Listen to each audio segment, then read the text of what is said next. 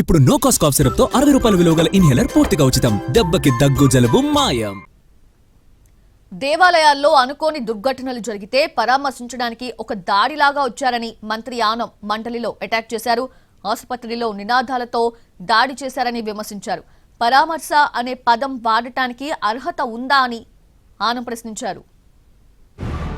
ఏది పరామర్శిస్తారు అధ్యక్ష? ఏ విధంగా అధ్యక్ష పరామర్శించేది?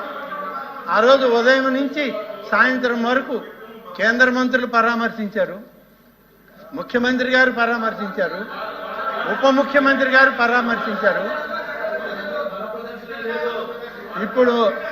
ఇప్పుడు ప్రతిపక్ష నాయకులు ఏ రకమైన పరామర్శ అధ్యక్ష?